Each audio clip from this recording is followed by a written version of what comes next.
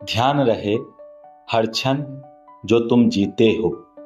तुम्हारा मस्तिष्क उन क्षणों में से सुख की इच्छा या दुख के भय के रूप में चुनाव कर अनुभव को स्टोर कर रहा है या धीरे धीरे तुम्हारे जीवन जीने के अनुभव के रूप में तुम्हारे जीवन का निर्माण कर रहा है।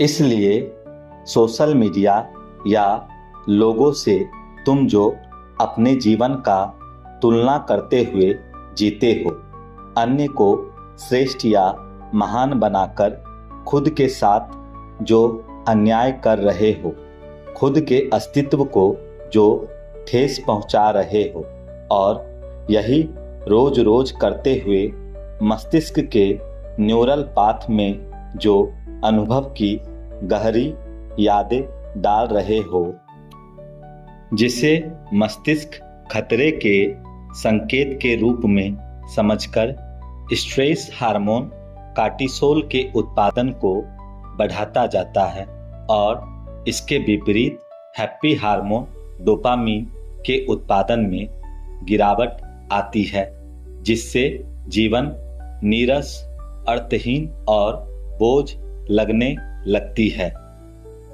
इसके परिणाम स्वरूप जीवन में हम न चाहते हुए भी तनाव, दबाव, चिड़चिड़ापन, डर, असुरक्षा, अशांति और हारा हुआ जैसे विचारों के साथ जीने को मजबूर होते हैं। यह नरक की झलक है। इस नरक से बचाव में हम ऐसे लोगों से समझौता करते हैं जो हमारे ही जैसे नरक में है और एक दूसरे के घाव पर मरहम लगाने का कार्य करते हैं, जिससे जीवन में सहयोग, सुरक्षा बढ़ती है और भावनात्मक जुड़ाव बढ़ता है। मस्तिष्क इन्हें सहयोगी जान लेता है। ये आपसी सहयोग, सुरक्षा, निर्भरता और विश्वास कुछ हद तक सुख देने का कार्य करता है।